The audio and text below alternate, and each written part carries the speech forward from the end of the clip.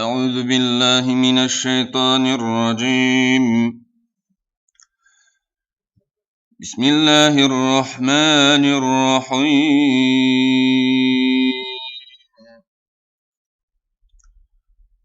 سبحان الذي أسرى بعبده ليلا من المسجد الحرام إلى المسجد الأقصى الذي باركنا حوله لنريه من آياتنا إنه هو السميع البصير.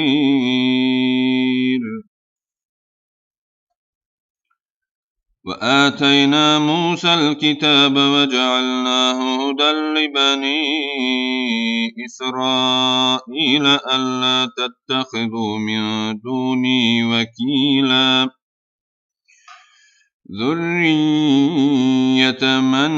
حملنا مع نوح إنه كان عبدا شكورا. وقضينا إلى بني إسرائيل في الكتاب لتفسدن في الأرض مرتين ولتعلن علوا كبيرا. فإذا جاء وعد أولاهما بعثنا عليكم عبادا لنا أولي بأس شديد فجاسوا خلال الديار وكما وعدا مفعولا. ثم رددنا لكم الكرة عليهم وأمددنا بأموال وبنين وجعلناكم أكثر نفيرا. آخرة ليسوء وجوهكم وليدخلوا المسجد كما دخلوا أول مرة وليتبروا ما علوا تتبيرا. عسى ربكم أن يرحمكم وإن عدتم عدنا وجعلنا جهنم للكافرين حصيرا. إن هذا القرآن يهدي للتي هي أقوم ويبشر المؤمنين الذين يعملون الصالحات أن لهم أجرا كبيرا وأن الذين لا يؤمنون بالآخرة أعتدنا لهم عذابا أليما. ويدعو الإنسان بالشر دعاءه بالخير وكان الإنسان عجولا. وجعلنا الليل والنهار آيتين فمحونا آية الليل وجعلنا آية النهار مبصرة لتبتغوا فضلا من ربكم ولتعلموا عدد السنين والحساب وكل شيء فصلناه تفصيلا. وكل إنسان ألزمناه طائره في عنقه ونخرج له يوم القيامة كتابا يلقاه منشورا. اقرأ كتابك كفى بنفسك اليوم عليك حسيبا. من اهتدى فإنما يهتدي لنفسه ومن ضل فإنما يضل عليها ولا تزر وازرة وزر أخرى وما كنا معذبين حتى نبعث رسولا. وإذا أردنا أن نهلك قرية أمرنا متر فيها ففسقوا فيها فحق عليها القول فدمرناها تدميرا وكما أهلكنا من القرون من بعد نوح وكفى بربك بذنوب عباده خبيرا بصيرا من كان يريد العاجلة عجلنا له فيها ما نشاء لمن نريد ثم جعلنا له جهنم يصلاها مذموما مدحورا ومن أراد الآخرة وسعى لها سعيها وهو مؤمن فأولئك كان سعيهم مشكورا كلا نمد هؤلاء وهؤلاء من عطاء ربك وما كان عطاء ربك محظورا انظر كيف فضلنا بعضهم على بعض وللآخرة أكبر درجات وأكبر تفضيلا لا تجعل مع الله إلها آخر فتقعد مذموما مخذولا وقضى ربك ألا تعبدوا إلا إياه وبالوالدين إحسانا إما يبلغن عندك الكبر أحدهما أو كلاهما فلا تقل لهما أف ولا تنهرهما وقل لهما قولا كريما واخفض لهما جناح الذل من الرحمة وقل رب ارحمهما كما ربياني صغيرا ربكم أعلم بما في نفوسكم إن تكونوا صالحين فإنه كان للأوابين غفورا وآت ذا القربى حقه والمسكين وابن السبيل ولا تبذر تبذيرا إن المبذرين كانوا إخوان الشياطين وكان الشيطان لربه كفورا وأما تعرضن عنهم ابتغاء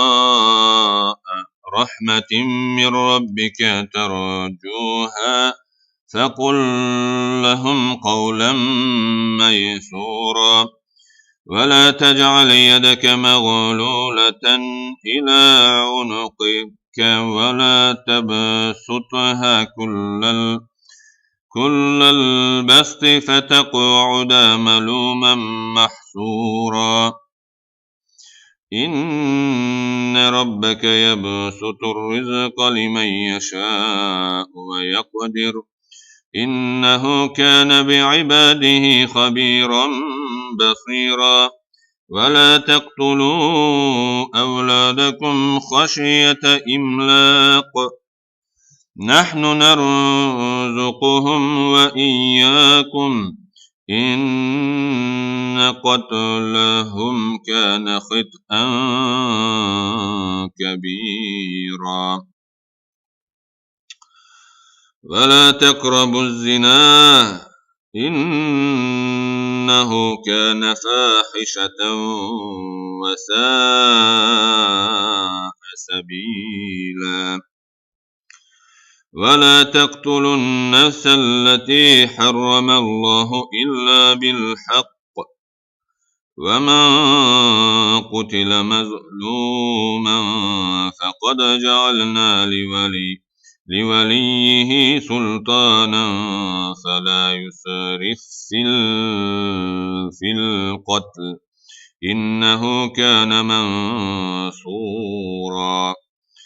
ولا تقربوا مال اليتيم إلا بالتي هي أحسن حتى يبلغ أشده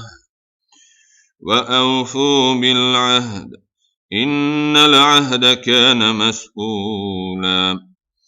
وأوفوا الكيل إذا كلتم وزنوا بالقسطاس المستقيم ذلك خير وأحسن تأويلا ولا تقف ما ليس لك به علم إن السمع والبصر والفؤاد كل أولئك كان عنه مسؤولا ولا تمشي في الأرض مرحا إنك لن تخرق الأرض ولن تبلغ الجبال طولا كل ذلك كان سيئه عند ربك مكروها ذلك مما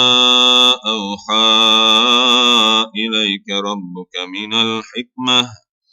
ولا تجعل مع الله إلها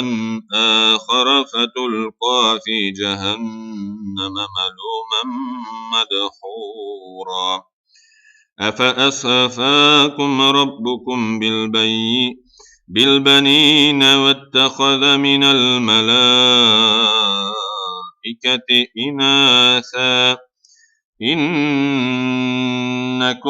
لتقولون قولا عظيما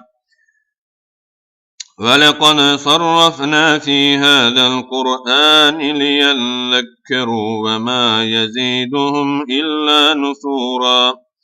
قل لو كان معه آلهة كما يقولون إذا لابتغوا إلى ذي العرش سبيلا سبحانه وتعالى عما يقولون علوا كبيرا تسبح له السماوات السبع والأرض ومن فيهن وإن من شيء إلا يسبح بحمده ولكن لا تفقهون تسبيحهم إنه كان حليما غفورا وإذا قرأت القرآن جعلنا بينك وبين الذين لا يؤمنون بالآخرة حجابا مستورا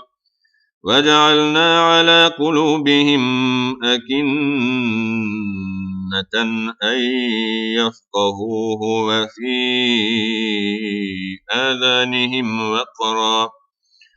وإذا ذكرت ربك في القرآن وحده ولوا على أدبارهم نفورا نحن أعلم بما يستمعون به إذ يستمعون إليك وإذا هم نجوى إذ يقول الظالمون إن تتبعون إلا رجلا مسحورا انظر كيف ضربوا لك الأمثال فضلوا فلا يستطيعون سبيلا وقالوا أإذا كنا عظاما ورفاتا أإنا لمبعوثون خلقا جديدا قل كونوا حجارة أو حديدا أو خلقا مما يكبر في صدوركم فسيقولون من يعيدنا قل الذي فطركم أول مرة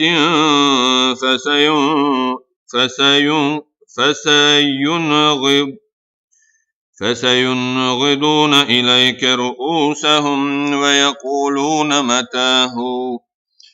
قل عسى أن يكون قريبا يوم يدعوكم فتستجيبون بحمده وتظنون إن لبثتم إلا قليلا قل لعبادي يقولوا التي هي أحسن إن الشيطان ينزغ بينهم إن الشيطان كان للإنسان عدوا مبينا ربكم أعلم بكم إن يشأ يرحمكم أو إن يشأ يعذبكم وما أرسلناك عليهم وكيلا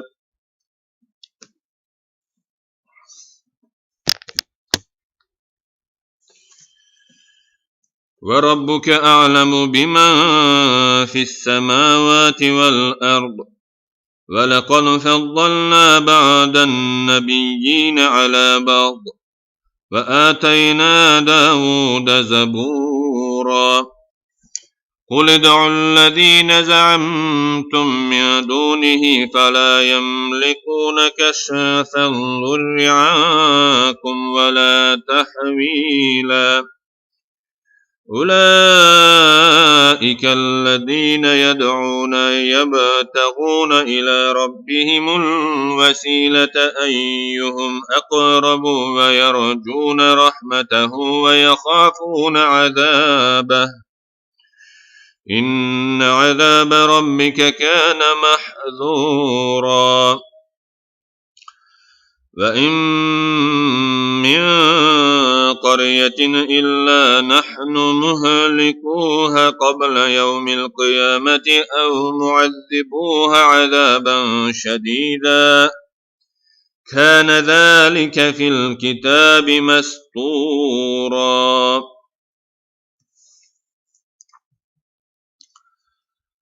وما منعنا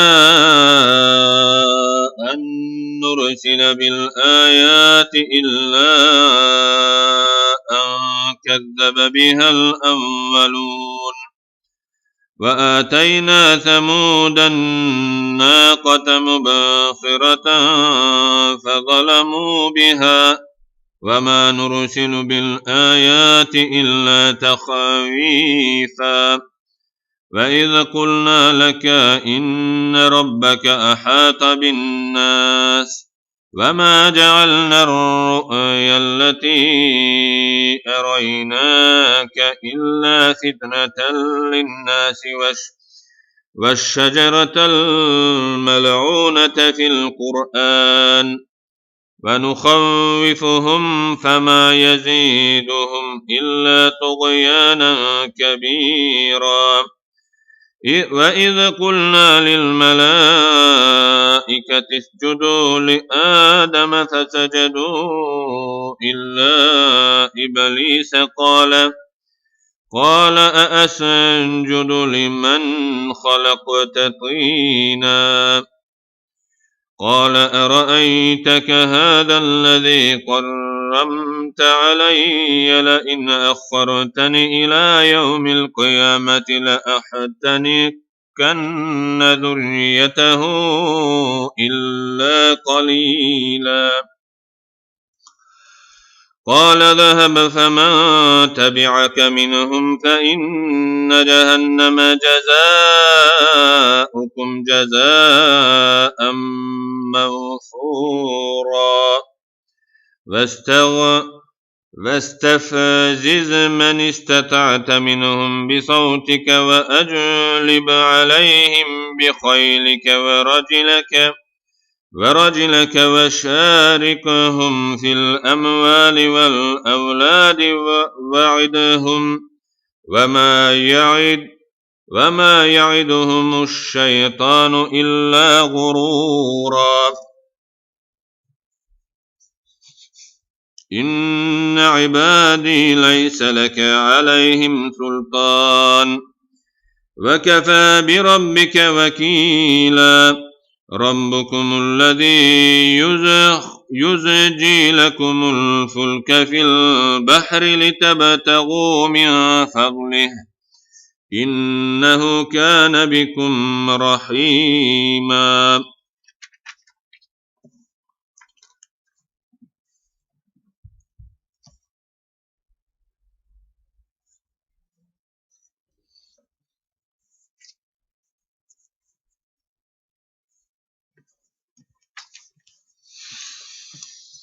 وإذا مسكم الضر في البحر ضل من تدعون إلا إياه فلما نجاكم إلى البر أعرضتم وكان الإنسان كفورا أفأمنتم أن يخسف بكم جانب البر أو يرسل عليكم حاصبا ثم لا تجدوا لكم وكيلا أم أمنتم أن يعيدكم فيه تارة أخرى فيرسل عليكم قاصفا من الريح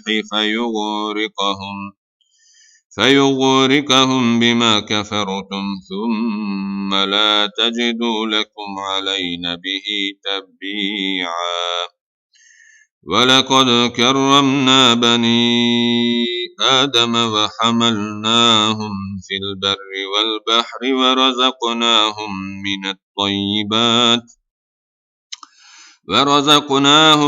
من الطيبات وفضلناهم على كثير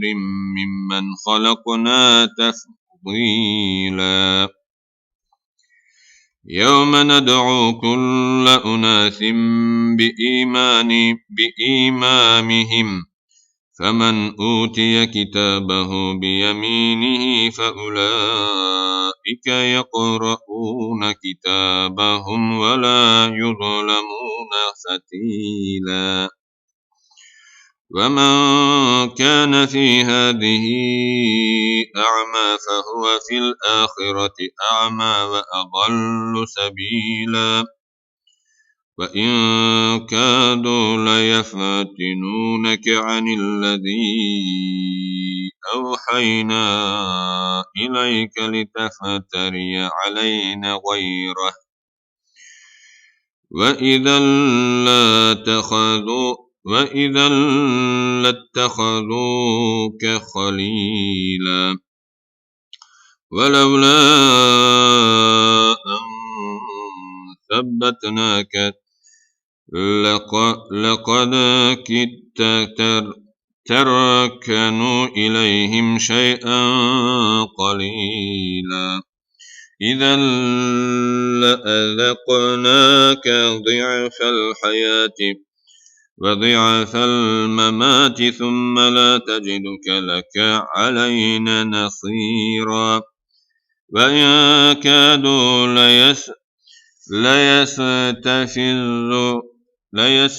ليستفزونك من الأرض ليخرجوك منها وإذا لا يلبثون خلافك إلا قليلا سنة من قد أرسلنا قبلك من رسلنا ولا تجد لسنتنا تحويلا أقم الصلاة لدلوك الشمس إلى غسق الليل وقرآن الفجر إن قرآن الفجر كان مشهودا ومن الليل فتهجد به نافلة لك عسى أن يبعث ربك مقاما محمودا وقل رب أدخلني مدخل صدق وأخرجني مخرج صدق واجعل لي من لدنك سلطانا نصيرا وقل جاء الحق وزهق الباطل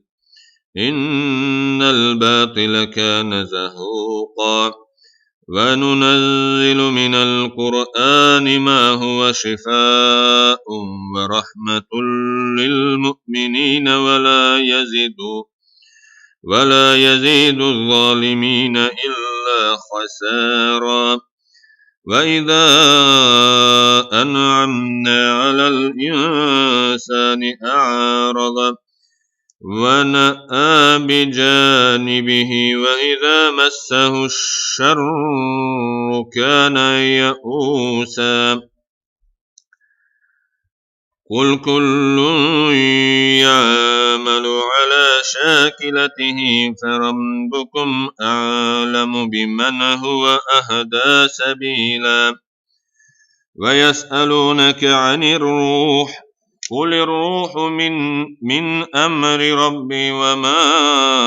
أوتيتم من العلم إلا قليلا ولئن شئنا لنذهبن بالذي أوحينا إليك ثم لا تجد لك به علينا وكيلا إلا رحمة من ربك إن فضله كان عليك كبيرا قل لئن اجتمعت الإنس والجن على أن يأتوا بمثل هذا القرآن لا يأتون بمثله ولو كان بعضهم لبعض ظهيرا ولقد صرفنا للناس في هذه القرآن من كل مثل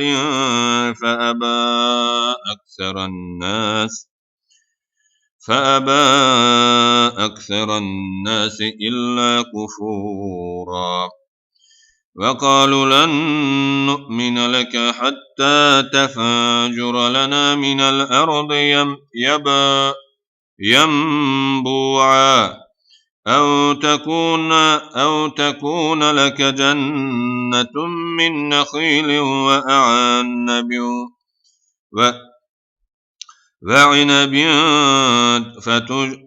فتفجر الأنهار خلالها تفجيرا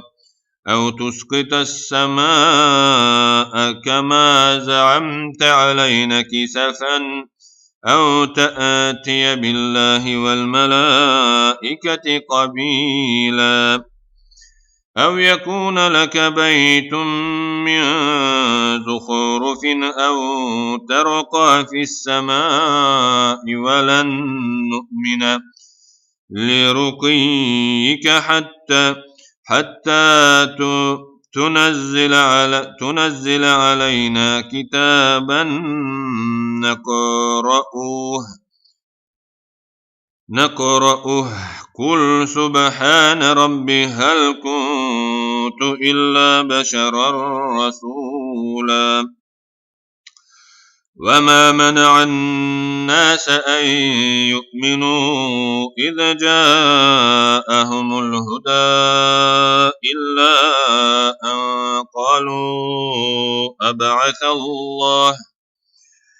قالوا أبعث الله بشرا رسولا قل لو كان في الأرض ملائكة يمشون مطمئنين لنزلنا عليهم من السماء ملكا رسولا قل كفى بالله شهيدا بيني وبينكم إنه كان بعباده خبيرا بصيرا ومن يهد الله فهو المهتد ومن يضلل فلن تجد لهم أولياء من دونه ونحشرهم يوم القيامة على وجوههم عميا وبكما وصما مأواهم جهنم كلما خبت زدناهم سعيرا ذلك جزاؤهم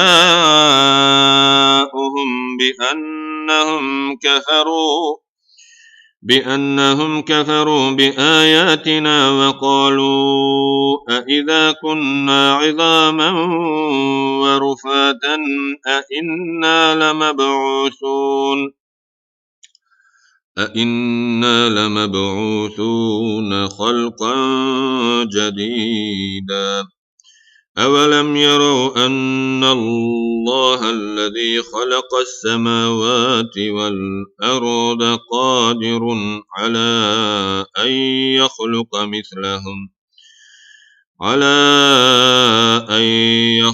مثلهم وجعل لهم أجلا لا ريب فيه فأبى الظالمون إلا كفورا قل لو أنتم تملكون خزائن رحمة ربي إذا لأمسكتم خشية الإنفاق وكان الإنسان قتورا ولقد آتينا موسى 9 آيات بينات فاسأل بني إسرائيل إذ جاءهم فقال له فرعون إني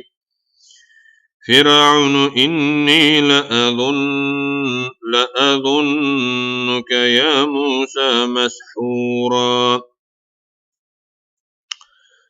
قال لقد علمت ما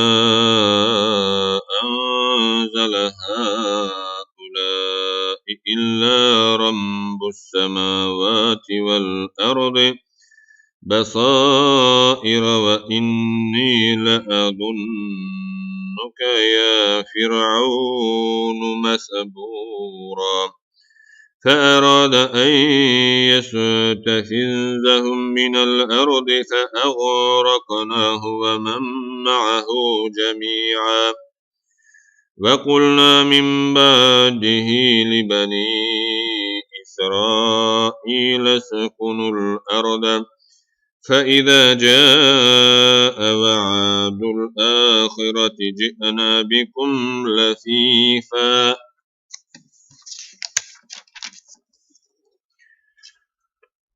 وبالحق أنزلناه وبالحق نزل وما أرسلناك إلا مبشرا ونذيرا وقرآنا فرقناه لتقرأه على الناس على مكث ونزلناه تنزيلا قل آمنوا به أو لا تؤمنوا إن الذين أوتوا العلم من قبله إذا يتلى عليهم يخرون للأذقان سجدا ويقولون سبحان ربنا إن كان وعد ربنا لمفعولا ويخرون للأذقان يبكون ويزيدهم خشوعا قل ادعوا الله أو ادعوا الرحمة أيما تدعوا فله الأسماء الحسنى ولا تجهر بصلاتك ولا تخافت بها وابتغ بين ذلك سبيلا وقل الحمد لله الذي لم يتخذ ولدا ولم يكن له شريك في الملك ولم يكن له ولي من الذل وكبره تكبيرا. Secde ayeti okuduk. Secde kılavuz.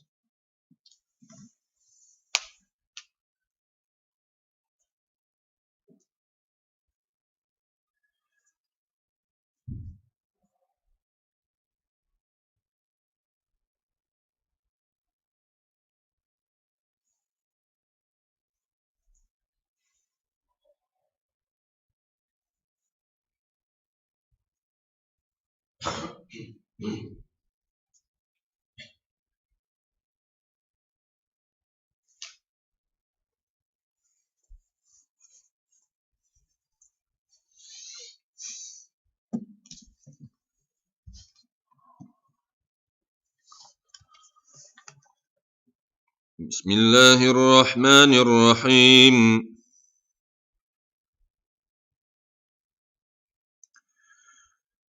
الحمد لله الذي أنزل على عبده الكتاب ولم يجعل له عوجا قيما لينذر بأسا شديدا من لدنه ويبشر المؤمنين الذين يعملون الصالحات أن لهم أجرا حسنا ماكثين فيه أبدا وينذر الذين قالوا اتخذ الله ولدا ما لهم به من علم ولا لآبائهم كبرت كلمة تخرج من أفواههم إن يقولون إلا كذبا فلعلك باخع نفسك على آثارهم إن لم يؤمنوا بهذا الحديث أسفا إن جعلنا ما على الأرض زينة لها لنبلوهم أيهم أحسن عملا وإنا لجاعلون ما علينا سعيدا جرزا أم حسبت أن أصحاب الكهف والرقيم كانوا من آياتنا عجبا إذ أوى الفتية إلى الكهف فقالوا ربنا آتنا من لدنك رحمة وهيئ لنا من أمرنا رشدا فضربنا على آذانهم في الكهف سنين عددا ثم بعثناهم لنعلم أي الحسبين أحصى لما لبثوا أمدا نحن نقص عليك نبأهم بالحق إنهم فتية آمنوا بربهم وزدناهم هدى وربطنا على قلوبهم إذ قاموا فقالوا ربنا رب السماوات والأرض لن ندعو من دونه إلها لقد قلنا إذا شططا هؤلاء قوم اتخذوا من دونه آلهة لولا يأتون عليهم بسلطان بين فمن أظلم ممن افترى على الله كذبا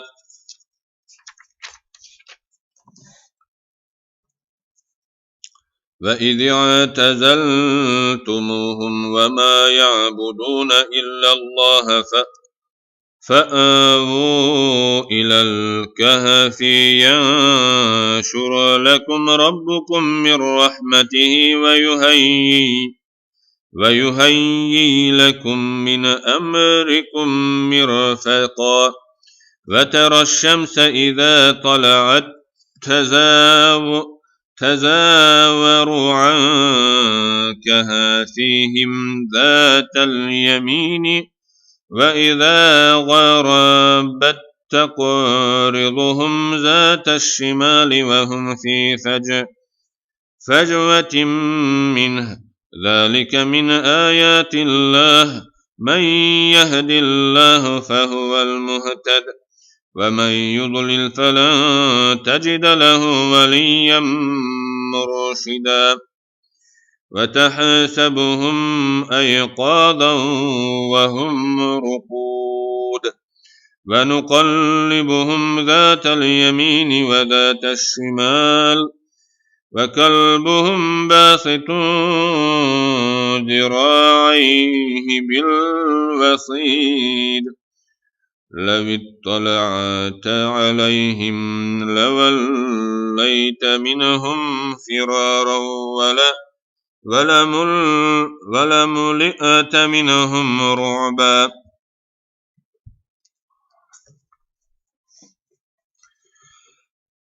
وكذلك بعثناهم ليتساءلوا بينهم قال قائل منهم كم لبثتم قالوا لبثنا يوما أو بعد يوم قالوا ربكم أعلم بما لبثتم فابعثوا أحدكم بورقكم هذه إلى المدينة فلينظر أيها أزكى طعاما فليأتكم برزق منه وليتلطف ولا يشعرن بكم أحدا إنهم إن يظهروا عليكم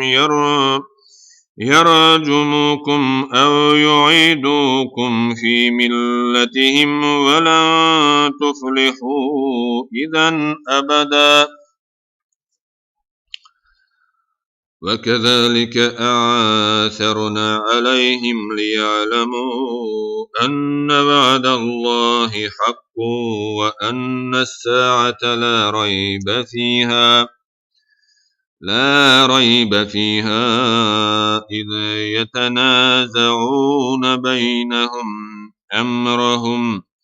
فقالوا بنوا عليهم بنيانا ربهم أعلم بهم قال الذين غلبوا على أمرهم لنتخذن عليهم مسجدا سيقولون ثلاثة رابعهم كلبهم ويقولون 5 سادسهم كلبهم رجما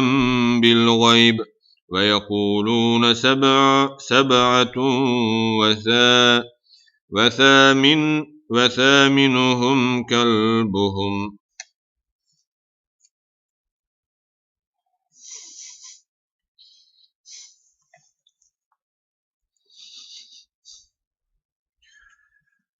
قل ربي أعلم بعدتهم ما يعلمهم إلا قليلا فلا تمار فيهم إلا مراء ظاهرا ولا تستفت فيهم منهم أحدا ولا تقولن لشيء إني فاعل ذلك غدا إلا أن يشاء الله واذكر ربك إذا نسيت وقل عسى أن يهديني ربي لأقرب من هذا رشدا ولبثوا في كهفهم 300 سنين وازدادوا 9 قل الله أعلم بما لبثوا له غيب السماوات والأرض أبصر به وأسمع ما لهم من دونه من ولي ولا يشارك في حكمه أحدا واتل ما أوحي إليك من كتاب ربك لا مبدل لكلماته ولن تجد من دونه ملتحدا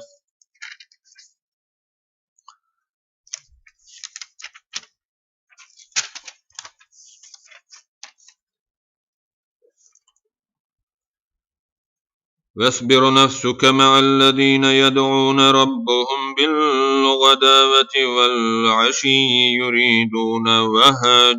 وجهه ولا تعد عيناك عنهم تريد زينة الحياة الدنيا ولا تطع من أغفلنا قلبه عن ذكرنا واتبع هواه وكان أمره فرطا وقل الحق من ربكم فمن شاء فليؤمن ومن شاء فليكفر إنا أعتدنا للظالمين نارا أحاط بهم سرادقها وإن يستغيثوا يغاثوا بماء كالمهل يشوي الوجود بئس الشراب وساءت مرتفقا إن الذين آمنوا وعملوا الصالحات إنا لا نضيع أجر من أحسن عملا أولئك لهم جنات عدن تجري من تحتهم الأنهار يحلون فيها من أساور من ذهب ويلبسون ثيابا خضرا من سندس أو استبرق متكئين فيها على الأرائك نعم الثواب وحسنت مرتفقا واضرب لهم مثلا رجلين جعلنا لأحدهما جنتين من أعناب وخففناهما بنخل وجعلنا بينهما زرعا كلتا الجنتين آتت أكلها ولم ولم تظلم منه شيئا وفجرنا خلالهما نهرا وكان له ثمر فقال لصاحبه وهو يحاوره أنا أكثر منك مالا وأعز نفرا ودخل جنته وهو ظالم لنفسه قال ما أظن أن تبيد هذه أبدا وما أظن الساعة قائمة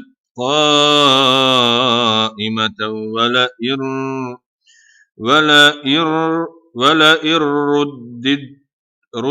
رددت إلى ربي لأجدن خيرا منها منقلبا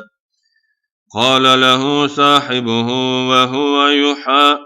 يحاوره أكفرت بالذي خلقك من تراب ثم من نطفة ثم سواك رجلا لكن هو الله ربي ولا أشرك بربي أحدا ولولا إذا دخلت جنتك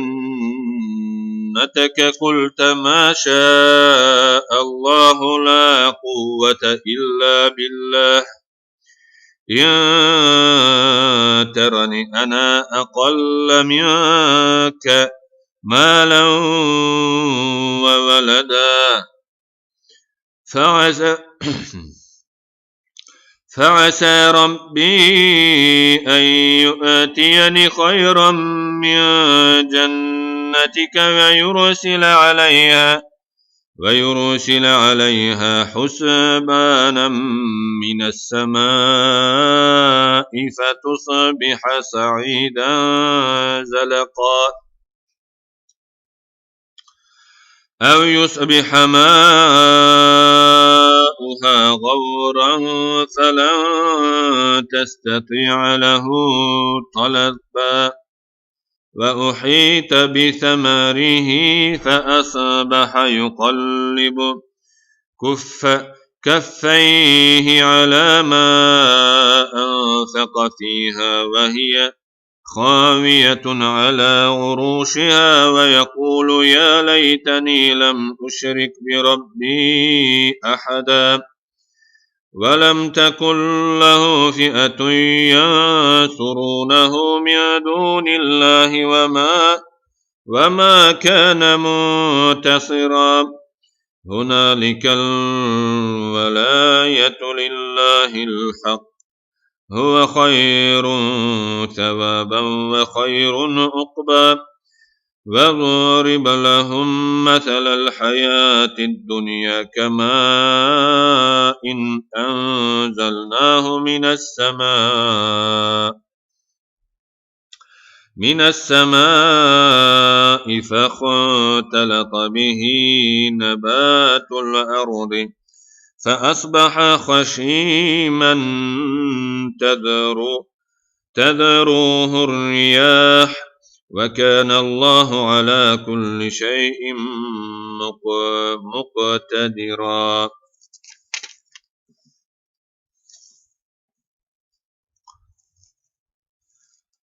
المال والبنون زينة الحياة الدنيا والباقية الصالحة خير عند ربك ثوابا وخير أملا ويوم نسير الجبال وترى الأرض بارزة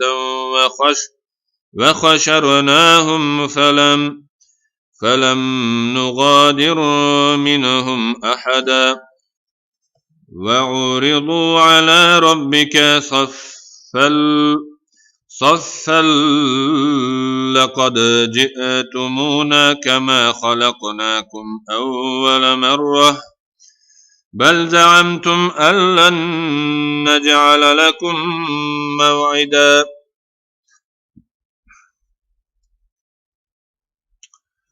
ووضع الكتاب فترى المجرمين مشفقين مما فيه ويقولون يا ويلتنا ما لهذا الكتاب لا يغادر صغيرة ولا كبيرة إلا أحصاها ووجدوا ما عملوا حاضرا ولا يظلم ربك أحدا وإذ قلنا للملائكة اسجدوا لآدم فسجدوا إلا إبليس كان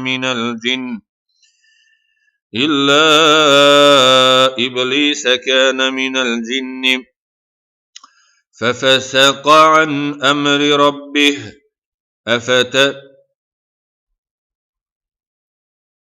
أفتتخذونه وذريته أولياء من دونه وهم لكم عدو بئس للظالمين بدلا ما أشهدتهم خلق السماوات والأرض ولا خلق أنفسهم وما كنت متخذ المضلين عدوا ويوم يقولون نادوا شركائي الذين زعمتم قد دعوهم فلم يستجيبوا لهم وجعلنا بينهم موبقا ورأى المجرمون النار فظنوا أنهم مواقعوها ولم يجدوا عنها مصرفا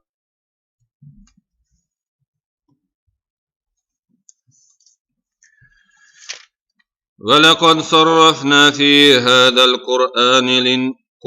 للناس من كل مثل وكان الإنسان أكثر شيء